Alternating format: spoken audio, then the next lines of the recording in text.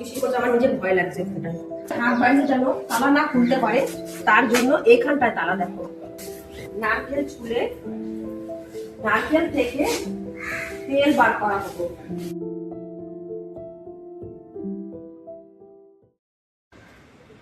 Hello বন্ধুরা, তো মোনালিসার তরফ থেকে চলে এলাম আর একটা নতুন ব্লগ নিয়ে। এখন যাচ্ছি আমি সেলুলার জেলে। ভিডিওটাকে স্কিপ করবে না, দেখতে থাকো, খুব ভালো ভালো ভিডিও আসছে। আর সেলুলার জেলটা আশা করি খুব ভালো লাগবে। চিকিৎসা বলে সবকিছু তুলে ধরবো তোমাদের সামনে।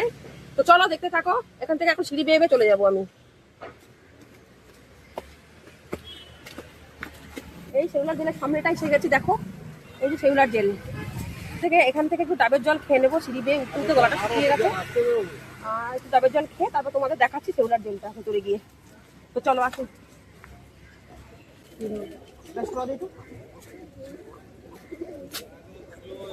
মালাই এলাকা খাবি না? মালাই ছাড়া। মালাই ছাড়া।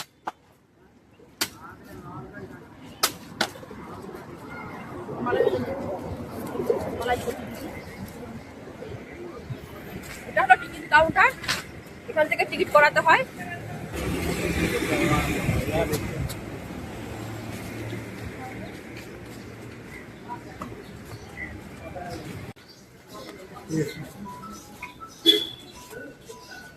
এই আমরা টিকিট করিয়ে নিয়েছি এখান থেকে। 30 টাকা করে পড়লো।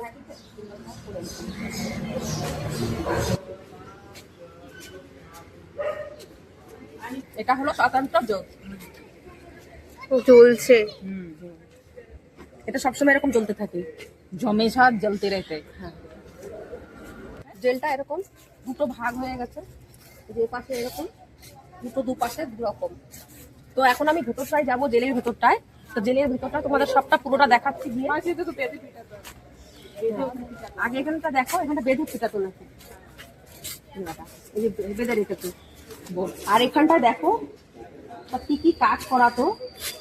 এটা হলো অয়েল মিল, এখান থেকে তেল বার করা হতো। সর্ষে পিষিয়ে তেল বার করা হতো এখান থেকে।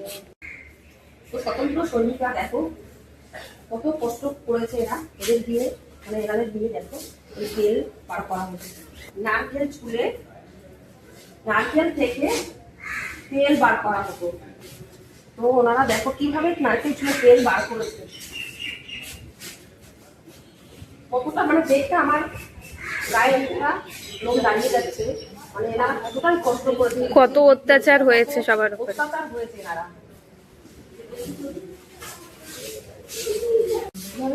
বেঁধে রেখে অত্যাচার করা।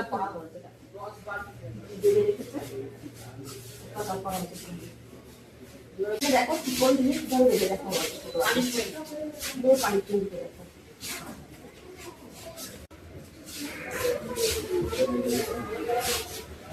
দেখো এই হলো জেল।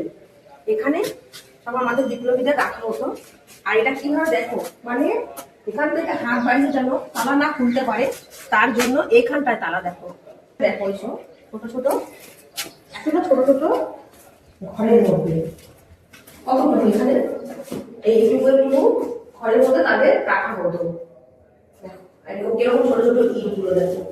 আমার এখানে কেমন দম বন্ধ লাগছে, কিরকম ভাবে যে থাকতো। হ্যাঁ, কিভাবে যে থাকতো। ওনাদের ওয়াশরুমেও যেতে দেওয়া হতো না রাত্রে, এখানেই আটকে রাখা হতো। আমার নিজের ভয় লাগছে এখানটায়। কত মানুষের প্রাণ গেছে বাবা।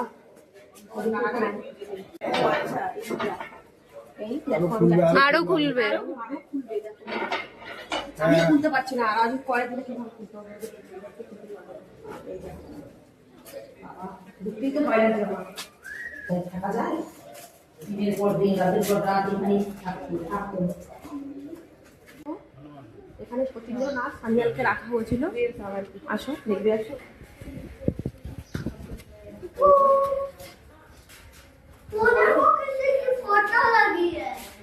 এখানে রাখা হয়েছিল।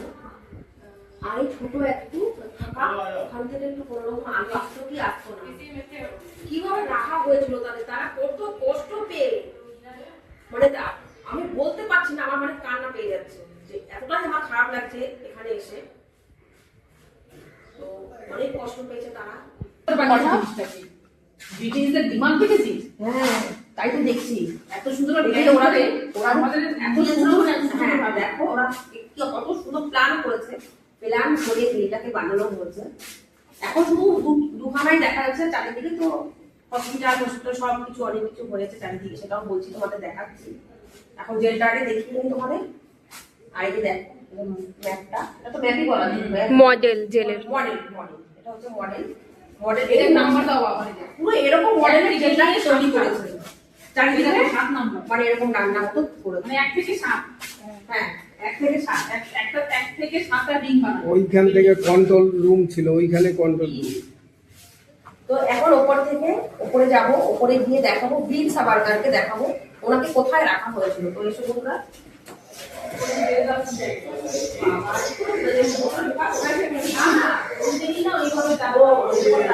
ওপরে হাত বাঁধতো ওই জায়গাগুলোতে।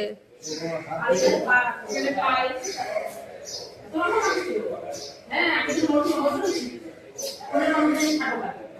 এই ঘটনাটা ছিল অনেক ইয়ে 1915 কে সচিন্দ্রনাথ সানিয়া যাকে দেখবেন কত টাকালি, সেই উনি ছিল 1915 সাল থেকে নিয়ে 1920 সাল পর্যন্ত রেখেছিল। 20 থেকে আবার 25 অনেকদিন ছিল সবাই, কত কষ্ট পেয়েছে তাহলে। বেঙ্গল থেকে কে ছিল, এই দুপাশে বেঙ্গল, ওপাশে পাঞ্জাব, উত্তরপ্রদেশ, সবার নাম আছে। গৌর গোপাল দত্ত, সুনীল কুমার চ্যাটার্জি, বেঙ্গল থেকে কারা ছিল? সুরেন্দ্রনাথ দত্ত। দেখো এখানে নায়ক দামোদর সাভারকারকে রাখা হয়েছিল। ওনাকে দেখো কিভাবে রাখা হয়েছিল, দুখানা গেট, এই একটা গেট আর এই ভিতরে একটা গেট। এসে দেখো মানে সবার থেকে আলাদা। হ্যাঁ। তো ওনাকে কতদিন রাখা হয়েছিল এখানে দেখো, 1911 সাল থেকে 1921 সাল পর্যন্ত এখানে রাখা হয়েছিল। আমরা 3 তলাতে ছিলাম যেখানে বীর সাভারকারকে রাখা হয়েছিল। এখন যাচ্ছি নিচে গিয়ে তোমাদের ফাঁসি ঘরটা দেখাচ্ছি। এখন মনে হয় ভেতরে যেতে দিচ্ছে না, আগে তো এরকম ছিল না, পুরো ভেতরে গিয়ে দেখা যেত। এখন এই দেখছি দরজাটা বন্ধ আছে। যাই হোক যতটুকু পাচ্ছি দেখাচ্ছি। এই পুরো দেখো এখানটা হচ্ছে ফাঁসি ঘর, এখানে ফাঁসি দেওয়া হতো, 3টে করে দড়ি আছে। বাঘও ফাঁসি দিচ্ছে, ফাঁসি দেওয়ার সাথে সাথে নিচে চলে যেত। এই জায়গা আছে না, হ্যাঁ এখানে ওই যে এখন দাঁড়িয়ে থাকবে ভেতর জল্লাদ দাঁড়িয়ে থাকবে, একটু টান দেবে, ডান দিলে চলে যাবে একদম।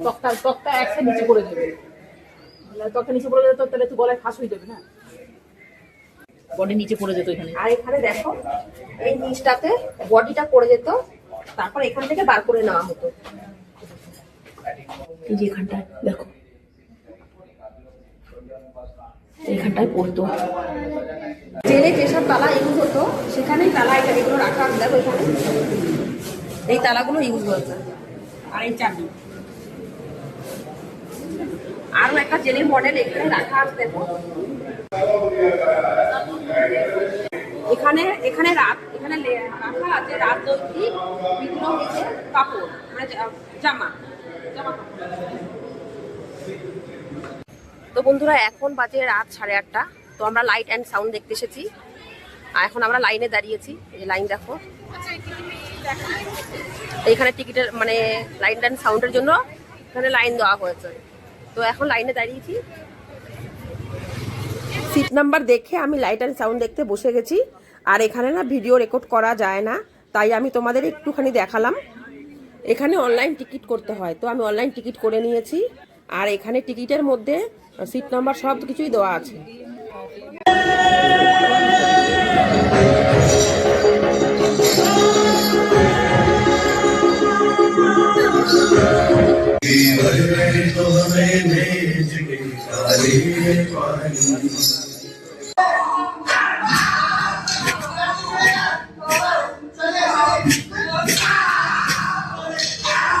তো আন্দামান সেলুলার জেলের যে লাইট অ্যান্ড সাউন্ড, এটা তোমরা যদি কেউ আসো সেলুলার জেল দেখতে, লাইট অ্যান্ড সাউন্ডটা অবশ্যই দেখবে তোমরা। তো ঐতিহাসিক ঘটনা সত্যি খুব ভালো লাগবে তোমাদের, আর অনেক কিছু জানতে পারবে। তো জেলের ভিডিও এই পর্যন্তই, অবশ্যই নেক্সট ভিডিওতে দেখা হচ্ছে। তো বাই, টাটা।